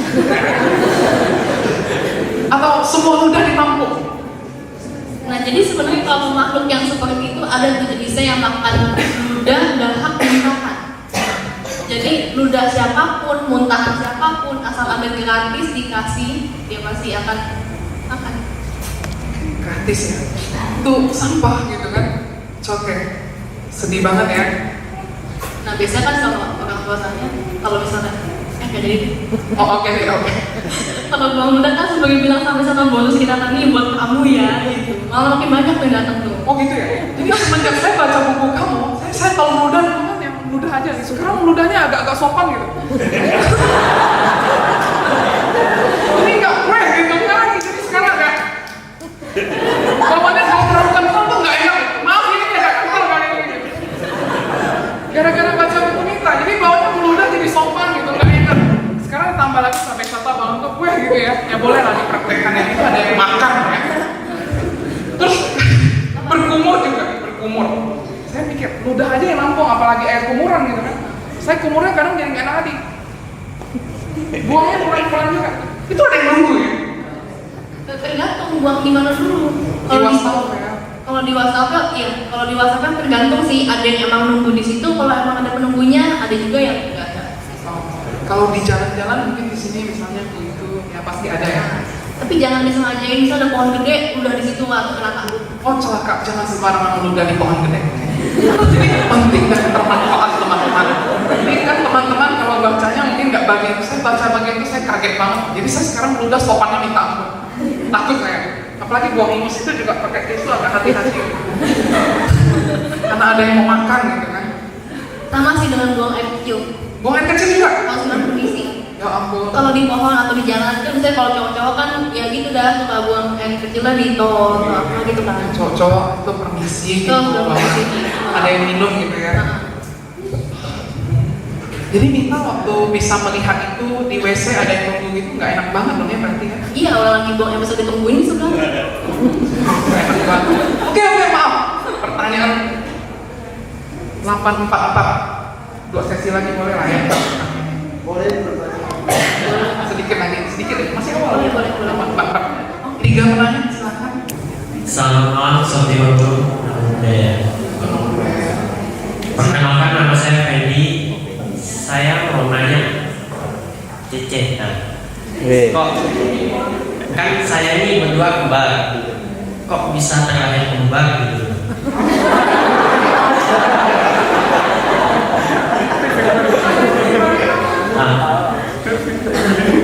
Kok bisa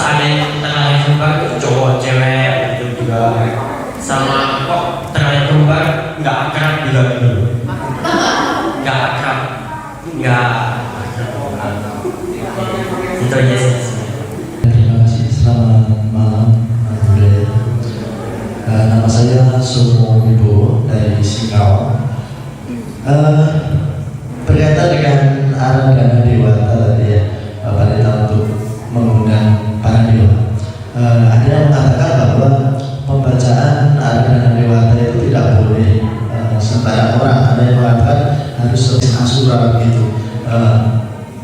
Sedangkan kalau kita lihat arah dana dewata itu sendiri kan sebenarnya untuk mengundang dewa ya. Pertanyaan saya, apakah memang dengan pembacaan itu yang datang bukan hanya dewa atau memang hanya dewa saja yang datang? Itu saja. Terima kasih. Budaya. Perkenalkan nama saya Danan. Saya ada pertanyaan. Kita kalau di rumah sebagai umat awam kan juga memang disarankan supaya membaca parita atau meditasi. Jadi misalkan di rumah kita tidak ada tempat khusus buat menaruh darupang atau altar, lebih baik itu kita di mana tempat yang paling tepat buat membaca parita ya. Sama satu lagi ya, kalau misalkan kalau saya dulu di rumah orang tua kan ada satu altar leluhur ya, biasanya di altar itu ada letakkan foto leluhur dan sudah meninggal, habis itu ada tempat buat tancap dupa gitu. Apakah itu memang maksudnya yang kita sembahyangin apakah memang almarhum atau bisa jadi makhluk lain peta yang datang ke sana sembahyang atau gimana gitu? Ya, maksudnya kita kalau di altar leluhur kan kita biasa pajangnya foto kakek nenek yang sudah meninggal gitu. Terus kita mungkin setiap hari sembahyang pasang dupa, ada tancap dupa ke depan fotonya. Apakah kita sembahyangnya ke mereka atau malah datang makhluk lain gitu? Jadi yang kita sembahyangin itu bukan ke leluhur kita, tapi malah kita sembahyangin ke makhluk lain. Ada yang kembar jenis kelamin, misalnya laki-laki laki-laki, ada yang kembar laki-laki perempuan, terus ada yang lahir kembar itu kompak banget, rasanya oke banget. Kemudian ada yang lahir kembar tapi nggak akrab. Itu kenapa ya dari sudut pandang ini? Kenapa fenomena seperti itu? Sebenarnya kalau kita menjawab suatu fenomena itu ada banyak faktor. Salah satu contohnya yang mungkin di kehidupan lampau pernah bertekad bersama. Semoga di kehidupan yang akan datang bisa bersama. Jadilah anak kembar. Ya terlepas itu cocok atau enggak sifatnya gitu kan. Nah yang celaka itu kalau salah tekad, kata-kata itu salah. Misalnya saya di kehidupan yang akan datang kami bertekad gitu, akan bersatu kembali. Nah itu jadi kembarnya itu yang dempet tuh, entah itu palanya atau punggungnya, untung nggak salah tekad. Ya kan? Kalau salah tekad bisa kayak gitu. Jadi kayak kembarnya tuh dari kembar siang gitu ya. kembar siang. Sih bacaan anak dewa tuh jangan di toilet, jangan di ya segala macam lah yang kayak gitu. Demi kesempatan sama juga dengan baca parita sih. Jadi pilih-pilih tempat ya. Kalau Di baca kamar gimana? di kamar boleh di kamar. Yang penting tempatnya ya layak lah. Karena kan kalau makhluk dewa itu mereka cenderung gak mau dekat-dekat sama manusia karena manusia katanya tuh bau. Jadi dalam radius beberapa ratus kilometer mereka tuh sudah mencium bau manusia gitu loh. Ya ampun, lu udah pakai parfum, nggak ngefek. Nah, mereka tuh bilang katanya manusia itu seperti angin kotor. Apalagi kalau manusia yang apalagi kalau misalnya emang manusia yang silanya jelek, yang suka melanggar sila, yang suka bunuh, mencuri segala macam, itu bau banget tuh. Bau banget ya. Jadi dewa tuh makin gak mau dekat-dekat sama dia. Nah ini juga menyambung pertanyaan kalau ada yang mungkin mau nanya, apakah semua orang punya guardian angel? Jawabannya jelas tidak. Justru cuma orang-orang tertentu aja yang punya dewa pelindung. Katanya sih kalau misalnya orang yang dilindungi dewa itu yang bisa menjaga kemurnian dhamma. Jadi kalau dhamma itu kan semakin berjalannya waktu semakin memudar, semakin dimasukkan pandangan-pandangan salah segala macam. Nah orang yang bisa menjaga kemurnian dhamma itu yang benar-benar baik. Jadi yang mereka itu dilindungi sama dewa. Kadang baik aja nggak cukup. Itu sih. Terus aku kemana-mana udah terjawab belum? Atau ada yang kelewat? Enggak, itu luar biasa banget, malah menambah. Satu lagi deh. Iya. Kalau misalnya baca Arana Dewata, datang dewa atau ada yang lain? Iya. Kalau aku pribadi baca agak dewata, tapi lagi agak gak fokus, yang datang tuh malah makhluk-makhluk dari alam bawah biasanya. Itu, tapi kalau emang lagi fokus banget, yang datang bisa dewanya banyak. Pernah juga yang datang dua-duanya, makhluk peta datang, dewanya datang. Biasanya makhluk petanya itu ada di sekitar aku, kalau dewanya ada di atas. Jadi dia nggak secara langsung deketin aku gitu. Karena ada makhluk petanya gitu kan, nggak mau deket juga sih kayaknya. Petanya nggak merasa segan gitu ya, seruangan dengan dewa. Justru dia segan Biasa biasa. maksudnya begitu kan, katanya kan peta agak gimana gitu kalau ada dewa, bawaannya nggak bisa masuk gitu. Ya memang kayak gitu. Jadi makanya mungkin dewanya itu tahu mungkin makhluk petanya ini segan juga sama dia, makanya dia nankingnya di atas. Ya mungkin kalau ada dewa, makhluk petanya kan pergi, jadi dewanya baik juga menolongin supaya bisa dengar gitu makhluk petanya. Ya, dewanya mah baik gitu ya. Syukurlah. Luar biasa. Jadi sekarang bersama kita, apa ini manusia semua atau ada yang lain? Pertanyaan apa ya? Nggak, maafkan saya. Oke, masih ada. Oh, sorry. Mas, jadi pertanyaan jawabannya apa? Ada? Ada banyak. Oke. Banyak, jangan takut, jangan pulang. Apa? Oke, banyak. Di belakang Cici ada. Oke, thank you.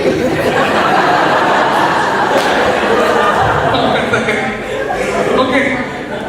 Kemudian pertanyaannya Kodana ya. Saya dari tadi ada yang menyinggung mereka, saya minta maaf. Nah mereka sih sudah paham kalau sifat ilusi seperti itu dan aku udah bilang. Terima kasih. Ya, mereka paham ya. Kadang-kadang saya ngamuk-ngamuk juga. Saya Dia minta maaf. artinya baik kok, baik. Baik, syukur. Aduh, udah. Huruf ini mulai. Oke. Jadi pertanyaannya Kodanan ya. Nah, tadi itu cuma intermezzo beneran. Tapi itu beneran, oke. Tempat yang, nah ini sebenarnya sama dengan yang kita bahas barusan. Misalnya di rumah nggak ada altar Buddha rupa. Minta jangan lihat di belakang terus, kan saya jadi nggak fokus. Oke, jadi tempat yang di rumah itu nggak ada altar Buddha. Nggak minta bercanda, saya nggak harus melihat ke lantai terus bercanda aja minta, oke, no problem. Jadi di rumah nggak ada altar Buddha, itu enaknya kita meditasi sama baca parita itu di mana gitu, bener ya Kodana? Di kamar. Kamar Kodana. Tapi jangan ada misalnya patung Budanya taruhnya menetap di kamar gitu. Kan gak enak juga. Maksudnya kalau ada gambar Buddha, ada patung Buddha, jangan ditaruh menetapnya itu di kamar. Kalau buat dipindahin sebentar, buat baca parita meditasi boleh, nanti balikin lagi kemana gitu. Boleh di kamar. Aku juga sebenarnya kalau nyaman di kamar sih. Kan biasanya kalau di kamar ada main, gitu kan ditemenin. Kalau di atap bawah justru aku takut kan disitu banyak sebenarnya. Kalau aku baca biasanya suka ditemplok sini, belum baca udah ditemplokin sini, ditemplokin lagi. Iya. Ini nggak ada yang nemplok saya sekarang kan? Nggak apa-apa ditemplok saya, jangan diganggu. Itu ditemplokin di sebelah situ nih, makanya aku tadi bilang.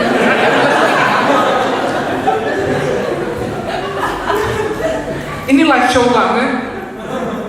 Oke, kemudian thank you ya. Aku nggak akan jawab. Ya. Kemudian tadi di kamar ya, Pak ya. Kemudian yang kedua, nah mungkin kebiasaan di Bali kali ya. Di sini sih jarang. Biasanya ada di rumah saya juga tempelin foto Akong dan Ama almarhum, tapi nggak ada altar. Jadi hanya tempel aja gitu.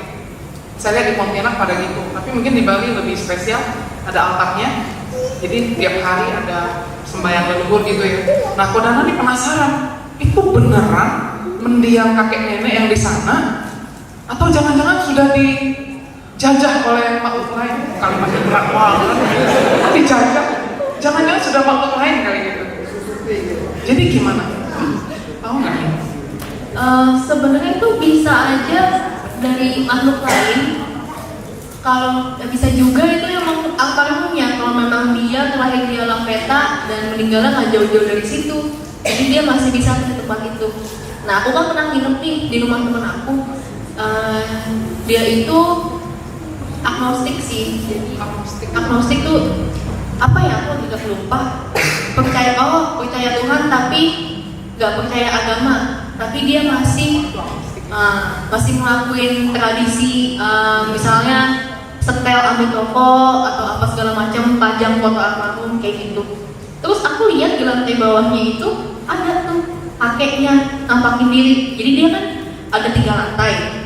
Lantai atas emaknya apa kalau nggak salah di pojok gitu, di style ambil toko. Di bawah ada suami istri, terus ada Hio, ada ambil toko juga yang konsep itu. Terus gak lama aku lihat itu ada muncul kakeknya, tapi dia nggak ngeliat ke arah aku, mungkin dia takut.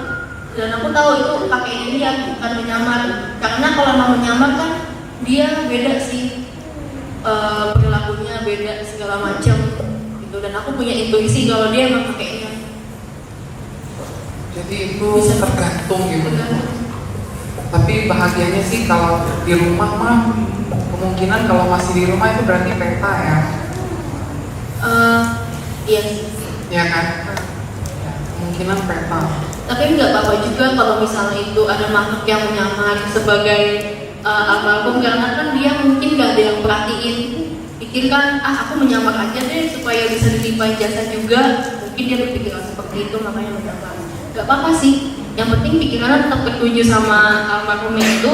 Cuma kalau ada beberapa yang datang yang mirip-mirip tapi ternyata bukan, nggak apa-apa juga gitu. Ya karena memang hampir semua makhluk di dalam samsara ini pernah menjadi kerabat kita gitu. Betul ya. Jadi jangan pilih kasih doa hanya mau kakek nenek di kehidupan ini aja. Ternyata kan kakek nenek bapak mama kita kan udah banyak banget kan. Ya. Kebanyakan orang mengira indigo kemungkinan dia sangat penyakit itu yang jiwa ya. Gimana sih bedanya? Kan ada tuh orang yang sering lihat, merasain, didatangin dewa apa, tapi dia nggak bisa lihat masa lalu, nggak bisa lihat masa depan. Terus ditanya, kebanyakan pas ditanya orang pintar, dia bilang kayak karena ini itu, tapi pas tanya dokter juga beda. Jadi nggak tahu di sebenarnya dokter benar apa orang pintar itu benar. Kalau orang pintar bilang dia punya kemampuan. Orang pintar itu bilang karena ada masalah ini ya, jadi dia bisa lihat ini itu. Tapi kalau dokter matanya memang bisa nangkap hal-hal gitu juga sih, tapi juga kasih penentangan juga. Ini gimana ya? Agak pribadi pertanyaannya.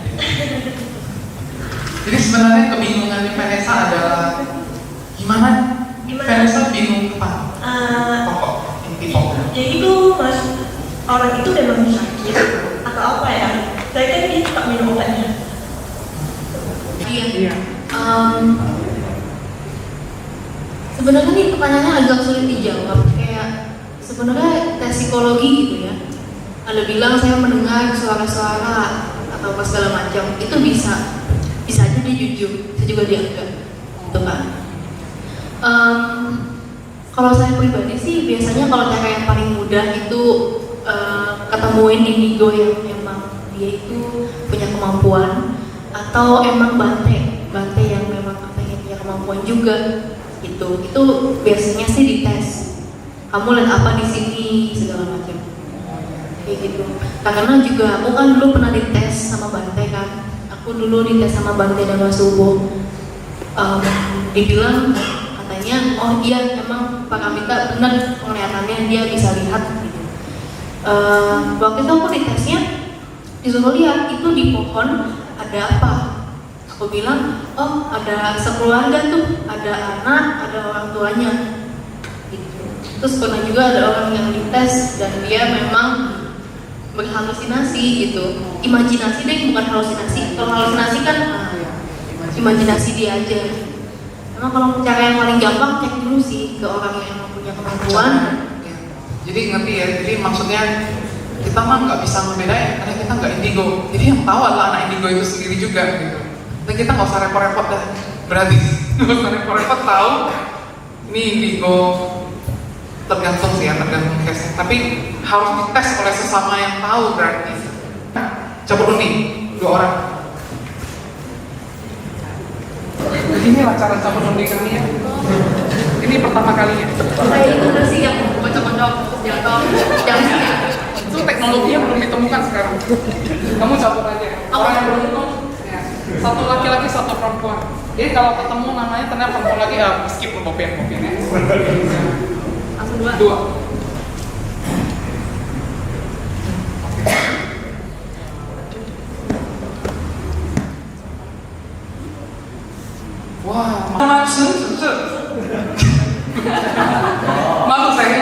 sih.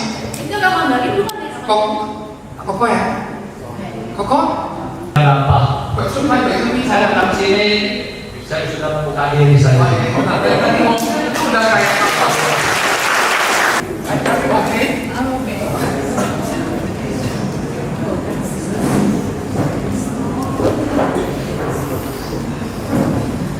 Wah, orang pertama yang datang tadi, Ibu Ngimfa.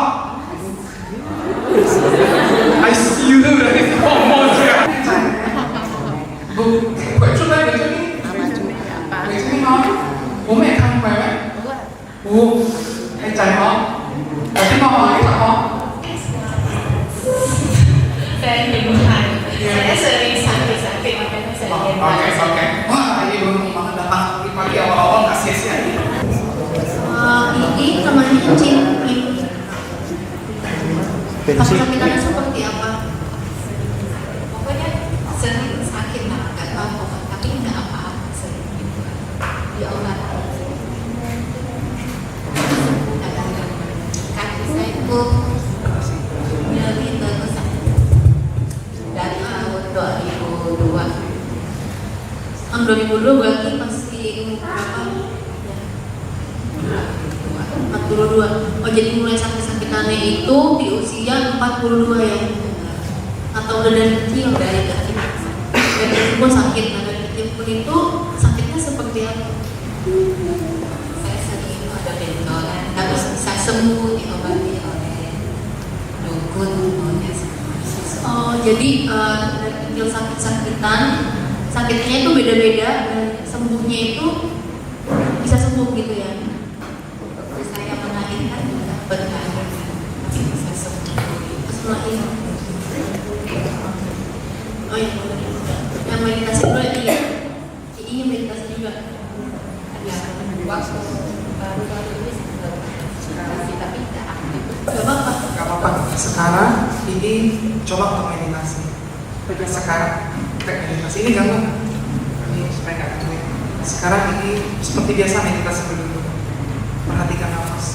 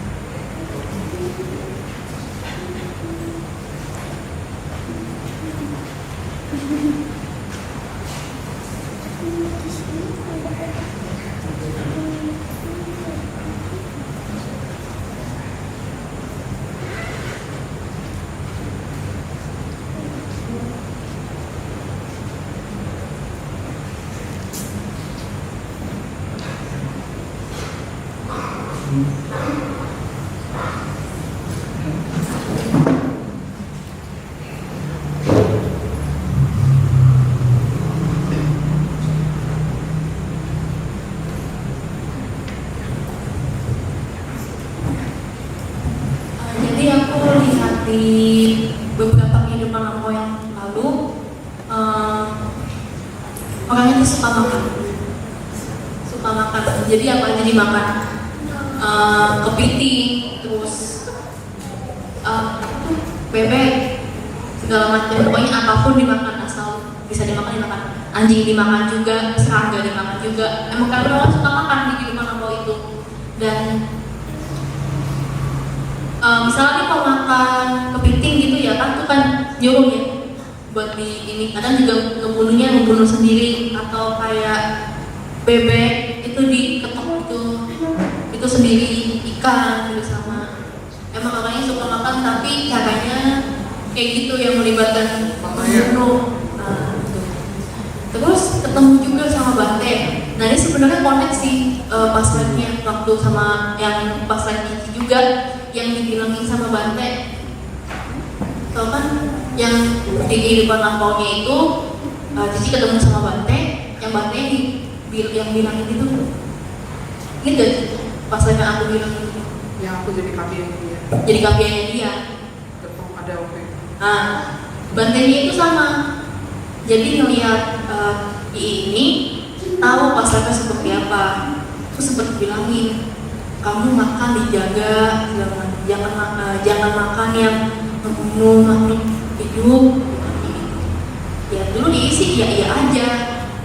Dan memang beberapa kehidupan setelah itu nggak ada sakit apa-apa, sehat.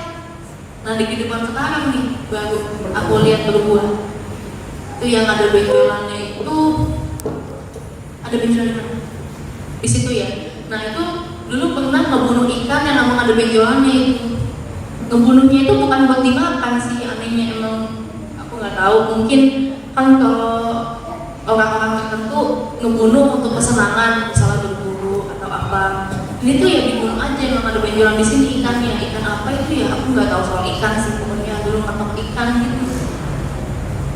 Kalau saran aku sih banyak maksudnya iya, maksud apapun itulah. Misalnya ikan atau burung atau apa, karena kan emang ngebunuh makhluknya banyak gitu kan. Jadi apa? Pernah jadi tahu pernah jadi apa? Saking cerita aku tadi kamu pernah jadi babi, pada tahu pernah jadi babi juga. Pernah lihat kehidupan sebagai manusia atau ada kehidupan lain nggak? Aku gambaran tadi barusan pernah jadi kambing sih, cuman ya maksudnya apa gitu kan? Still better than me. Ya, saya babi loh itu dulu. Kambingnya siapa tahu ada yang lebih besar gajah mungkin di sini. Just kidding. Ya banyak maksudnya iya. Banyak function ini ya. Semoga ini bahagia. Oke, luar biasa ya.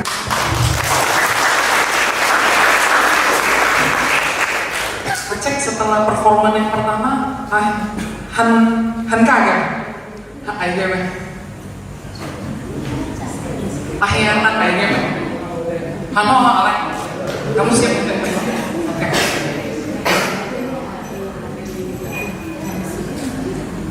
Ayo. Kenapa bukan Donian ya? Ujian banget.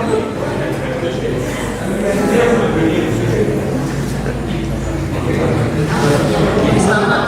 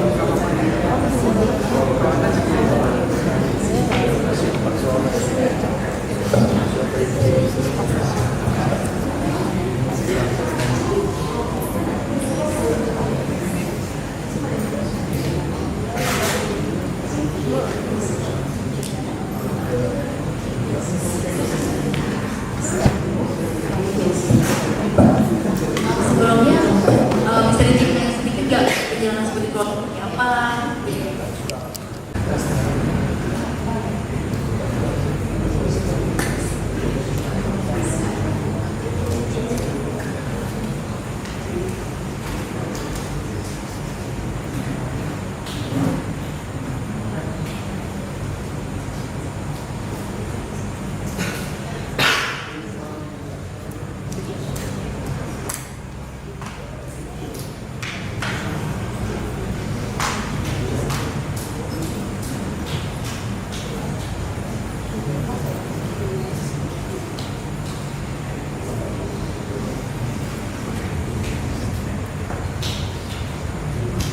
Sebelum saya datang, saya kan telepon dari rumah saya.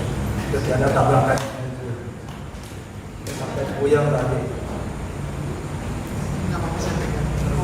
Saya datang, saya akan sembahyang.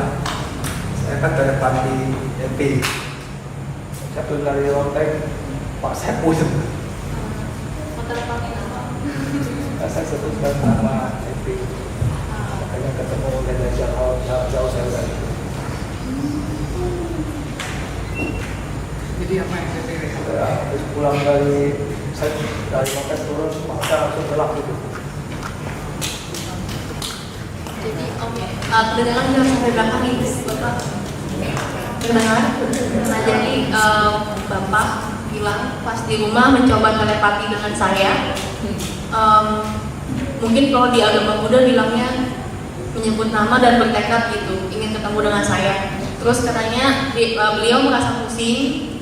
Terus pas turun tangga gelap ya. Kayak kacamata hitam gitu. Kayak merasa gelap gitu. Dia merasa ada tabrakan energi. Sebelum Bapak lanjutin, sebenarnya aku nekanin gini sih. Biasanya kita kalau melakukan satu tekad atau apa, kita punya pemikiran. Saya mau nih, misalnya bisa keluar negeri, bisa bertemu dengan seseorang, kita kekuatan pikiran ya itu bisa terkabul loh. Itu tadi kan aku ambil nama Om itu kan asal aja, aku nggak tahu gitu. Aku ambil dari intuisi aku, emang Omnya dapat kesempatan gitu kan. Jadi sebenarnya kekuatan tekad, kekuatan pikiran tuh lebih besar daripada yang kita. Nah, aku lihat kehidupan lampau Om itu dulu memang sama seperti sekarang. Jadi prosesnya tuh panjang mencari jalan spiritual. Misalnya ke dukun pernah, terus ke guru-guru yang kayak bisu di gunung juga pernah saya lihat dulu. Tapi memang sejak kehidupan lampau pun gak ada yang cocok. Mungkin sampai sekarang juga gak ada yang cocok. Karena di kehidupan lampau itu yang saya lihat, akhirnya Om itu memutuskan untuk udahlah saya gak mau nyari lagi. Akhirnya tetap menekunin meditasi yang memang ada di setiap ajaran gitu. Tetap meditasi dan akhirnya pas aku lihat di kehidupan lampau itu ada pencapaian sesuatu. Mungkin kesaktian kali ya. Jadinya itu bisa nolongin orang. Jadi dulu yang aku lihat Omnya itu kalau nggak salah di negara China atau apa gitu, ada gunung-gunung tinggi dan Omnya itu bertapanya itu di gunung, nggak turun, nggak makan segala macam sampai mencapai sesuatu, mendapatkan sesuatu, turun gunung, terus tiba-tiba orang tuh pas melihat dia, loh ini siapa? Kayak sama dulu botak juga sih. Ya maksudnya sama botak itu karena kan kalau misalnya orangnya yang spiritual apa atau apa dia tuh botak tapi aku gak enak sih maksudnya agak maksudnya kayak kinclong gitu. Biasanya tuh kalau orang yang udah ini biasanya dia meditasinya udah dalam atau apa itu nggak bermaksud untuk itu justru aku materi ini saya meditasinya kurang. Justru kalau menurut aku sih Om berdalamnya meditasi. Jadi entah itu apa ya mau milih aliran apa, meditasi aja yang simple. Kan meditasi itu nggak harus pakai objek apa karena kita perhatiin sesuatu misalnya napas masuk napas keluar itu cukup sebenarnya. Gak usah sampai macam-macam. Kalau misalnya memang Om merasa nggak ada yang cocok, nggak ada yang strict, nggak apa-apa, nggak usah dipaksain gitu. Karena memang dulu juga begitu. Terus emang dari kehidupan lampau sendiri sih. Jadi tak ada pendamping gitu. Jadi ada pendamping. Gak ada di kehidupan lampau. Hanya untuk bertapa untuk sendiri. Yang aku lihat sih begitu. Cuma sebenarnya masih bisa dirubah sih. Kalau kita mau bertekad, misalnya kalau Om memang pengen mendapatkan pendamping atau apa, karena juga pernah dulu ada yang sudah tua, sudah kakek, jadi dia bilang katanya saya ingin punya pendamping.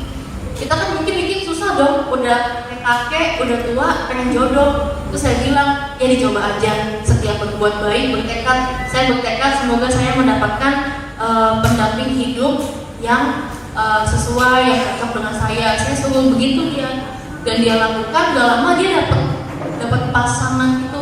Aku dengar cerita. Yang usianya? Aku kurang tahu sih, pokoknya dengar dia katanya dapat pasangan. Ada pendamping dewa. Manusia pasangan. Tapi saya sudah pengen lepas dari itu. Oh justru Om sudah pengen lepas. berarti sama dari kehidupan lampau juga tidak hanya berkeluarga. Sebenarnya saya berkeluarga, tapi hati saya tuh sudah seperti kosong sudah dalam. Saya pengen punya keluarga sekarang. Anak satu. Tapi dalam jiwa saya sebenarnya saya.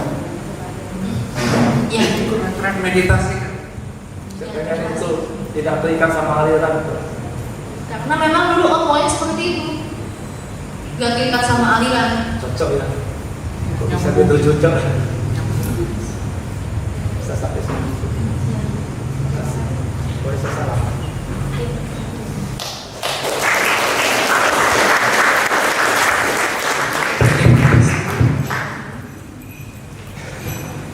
Entah, oke, mau minum?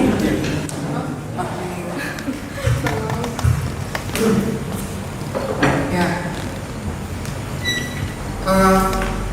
Cara molos aja nggak apa-apa. Jadi dari yang tadi kita udah ikuti ya, bermanfaat nggak teman-teman hari ini? Jadi banyak yang kita bisa uncover gitu dari orang yang bisa lihat Paramita Devi. Jadi pengetahuannya sungguh bermanfaat. Kita jadi tahu hal-hal yang mungkin dengan mata daging kita sekarang kita nggak bisa lihat. Nah juga sama saya mengerti apa yang sekarang dialami oleh sensasi perasaan mengetahui kenapa aku sekarang begini, karena dulu begitu. Jadi memang segala kondisi itu ada sebabnya yang mendahului, sebab akibat. Jadi sebab baru akibat lagi. Nah makanya cita-cita kita yang terbaik adalah jangan lahir lagi, jangan mau lahir lagi sebenarnya. Jangan bercita-cita, semoga habis ini saya jadi manusia yang cantik atau yang ganteng, pejabat, raja, kaya. Itu masalah menunggu. Seperti yang tadi Dewi bilang, dengan datangnya banyak apa ya? Great, apa ya? Bahasa Inggrisnya agak lemah. Yang Spider-Man ini. Dengan datangnya kekuatan yang besar, datanglah tanggung jawab yang besar. Jadi tadi hari ini kita melihat Dhamma langsung live dari seseorang yang punya kemampuan lebih spesial dalam melihat sesuatu yang tidak bisa kita lihat sekarang. Kita udah belajar tentang ruang, yaitu 6 alam 31 alam kehidupan ya. Kemudian kita udah belajar waktu, jadi ada masa lampau, ada sekarang, ada masa depan.